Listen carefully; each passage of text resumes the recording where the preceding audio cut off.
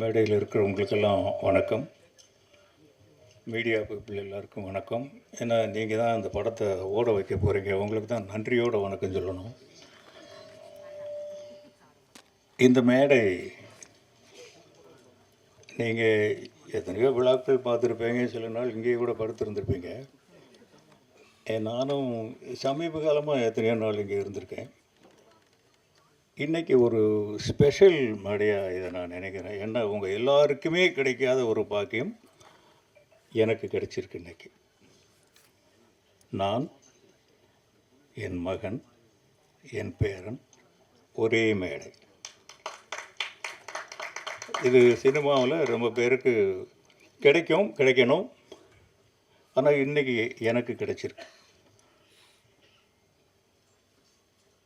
இது அவ்வளவு சாதாரணமாக இந்த இடத்துல டக்குன்னு கூப்பிட்டு உட்கார வச்சுட்டாங்க. ஆனால் இந்த இடத்துக்கு வர்றதுக்கு நாங்கள் பட்ட கஷ்டங்கள், நாங்கள் இழந்த இழப்புகள், மேக்ஸிமம் தனஞ்சயனுக்கு எல்லாமே தெரியும். அவ்வளவு கஷ்டப்பட்டுருக்கோம். சும்மா இந்த இடத்துல டக்குன்னு நிற்க முடியாது. அதுக்கு உங்களுடைய சப்போர்ட் ரொம்ப முக்கியமான காரணம். என் முதல் படத்தில் என் ராசாவின் மனசிலையிலிருந்து உங்கள் ட்ராவல் என் கூட இருந்துக்கிட்டே இருக்குது. இல்லை ரொம்ப பேர் என் கூட பயணப்பட்டிருப்பாங்க. இருந்தாலும் இன்றைக்கி இந்த மேடை ரொம்ப ஸ்பெஷலாக அமைஞ்சதுக்கு தனஞ்சயனுக்கு ஒரு ரொம்ப நன்றி. தயாரிப்பாளர் தினேஷ்ராஜ், இந்த பேர்களை இப்போ தான் காதில் வந்ததுனால கொஞ்சம் இயக்குனர் மகேஷ் அவருக்கு ஒரு தேங்க்ஸ். இது எல்லாத்தையும் விட இதுக்கு ஒரு காரணமாக இருந்த பவிஷுக்கும் ஒரு தேங்க்ஸ் சொல்லித்தான் ஆகணும். இல்லாட்டி அவன் இல்லைன்னா நான் இங்கே ஏன் வரப்போகிறேன். வனிதாவுக்கு ரொம்ப தேங்க்ஸ். அவங்க பிரியாணி கொடுத்தாங்கன்னு சொன்னாங்க, நமக்கு இன்னும் வரல. இது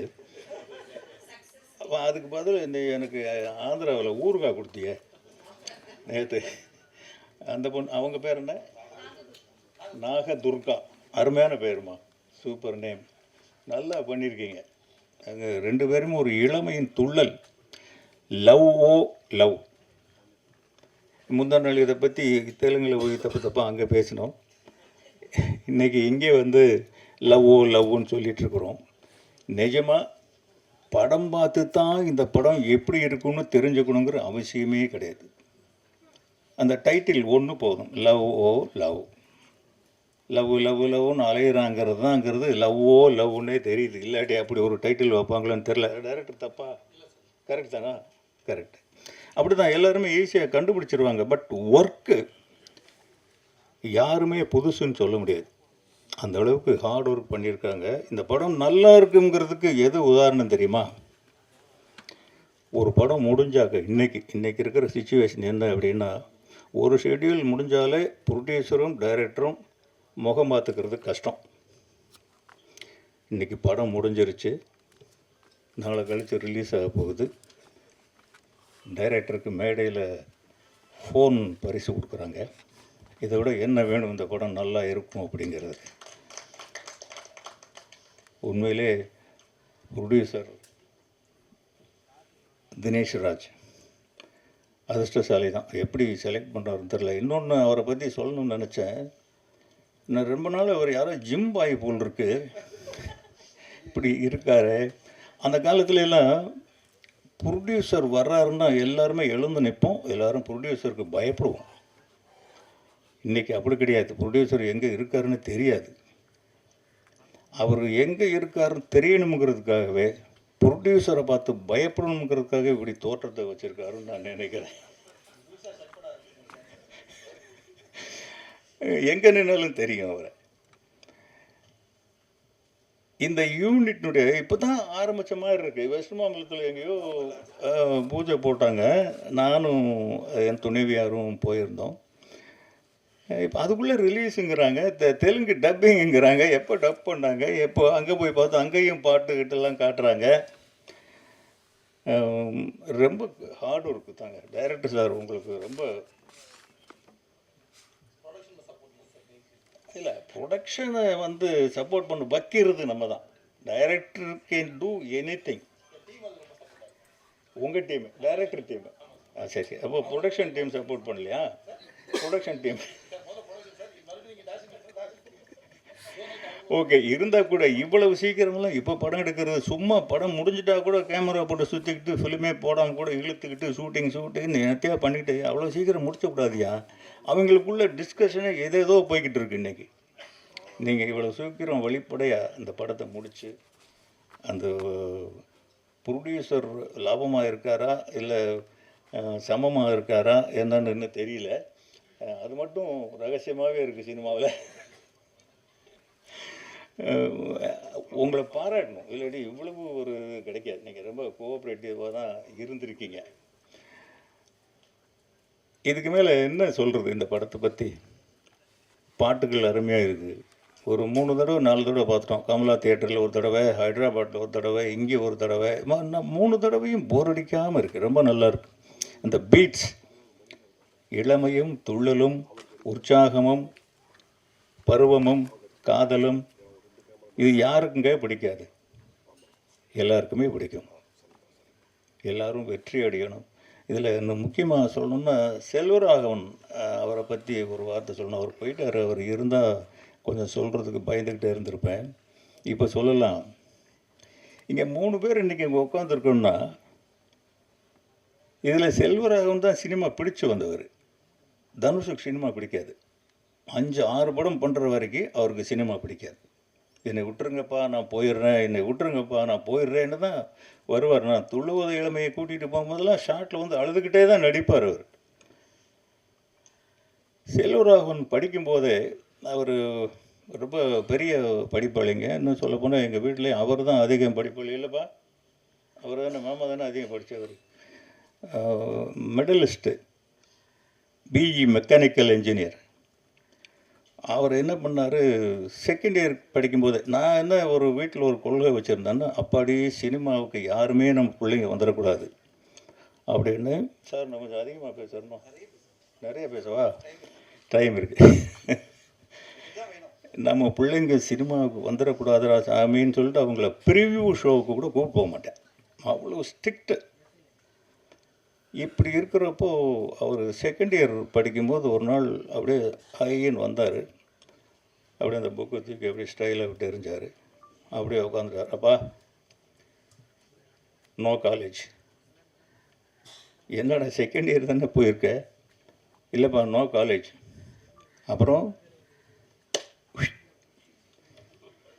ஆனால் பக்குங்குது. ஏன்னா அந்த என்ஜினியர் ஷீட் வாங்கிறதுக்கு நான் பட்ட கஷ்டத்தை விட அவங்க அம்மா விஜயலட்சுமி பட்ட கஷ்டம் இருக்க. அவ்வளோ கஷ்டப்பட்டு அந்த ஷீட்டு வாங்கணும். இப்போ நீ என்னடா சொல்கிற? இல்லைப்பா, சினிமா தான். அப்போது எனக்கு டக்குன்னு கோவம் வரல. நான் ரொம்ப எமோஷ்னல் பர்சன். நான் கோவம் உடனே வந்துடும். கோவப்படாமல் சடன்னாக யோசிக்கிறேன், என்னடா செய்கிறது, படிப்பு போயிடுமேன்ட்டு. தம்பி, சினிமா உங்கள் அப்பாவுக்கு முன்னாடி இருந்தது, உங்கள் அப்பா காலத்துலையும் இருக்குது, உங்கள் அப்பாவுக்கு பின்னாலேயும் இருக்கும். டிகிரி அப்படி இல்லை ராஜா. இப்போ போச்சுன்னா மறுபடியும் வராது உனக்கு. இன்றைக்கி எங்கேயாவது பியூனாக போகணுன்னா கூட ஒரு டிகிரி தேவைப்படுது. நீ ஒரு டிகிரி வாங்கிட்டு வா, நான் அவனை சினிமாவில் எங்கேயாவது சேர்த்து விட்றேன். இது வந்து சத்தியமாக சொல்கிறேன், போய் அவனை ஏமாற்றி காலேஜுக்கு போய் வைக்கணும். அதுக்கப்புறம் ஒன்றுமே பேசலை. அடுத்த நாள் காலேஜுக்கு போயிட்டார். பார்த்தா நல்ல மார்க், என்ஜினியர் ஆகிட்டார். ஓ, நான் என்ன பண்ணேன், இதுக்கு இடையில் ஒரு அமெரிக்காவுக்கு அனுப்பிடலாம் அப்படின்ட்டு ஐடியாலாம் பண்ணி வச்சுட்டேன். அப்போ நான் சொன்னேன், இப்போ இந்த மாதிரி சிகாகோவில் ஏதோ ஒரு இது ஃபிலிம் கோர்ஸோடு சேர்ந்து அப்படி சொன்னால் தான் அமெரிக்காவுக்கு போனான்னு சொல்லிவிட்டு ஏதோ ஒரு ஏற்பாடு பண்ணி வச்சுருந்தேன். அவர் என்னை நாடு கடத்தணுன்னு பிளான் பண்ணுறீங்களா? நீங்கள் சொன்னதை நான் செஞ்சுட்டேன், நான் சொன்னதை நீங்கள் செய்யுங்க, சினிமா தான். அதுக்கப்புறம் யார்கிட்ட சொன்னாலும் சேர்த்துக்க மாட்டாங்க. என்னையா உன் மகன் எனக்கு எப்பயா திட்டுறது? ரவிக்குமார்ட்டெல்லாம் கேட்டேன். ரவிக்குமார் எனக்கு ரொம்ப க்ளோஸ் ஃப்ரெண்டுங்க. அவரும் நானும் ஒரு படத்தில் வேலை செஞ்சுருக்கோம். இன்றைக்கியாவது வச்சுக்கையா அவனை? நான் கண்டபடி திட்டுவேன் என் அசிஸ்டன்ட் டைரக்டரை. கோவப்பட்டா ஓ மகனை நான் எப்படி திட்டுறது? இப்படி ஒவ்வொரு காரணம் ஒவ்வொருத்தருக்கு. யாருமே சேர்த்துக்கல.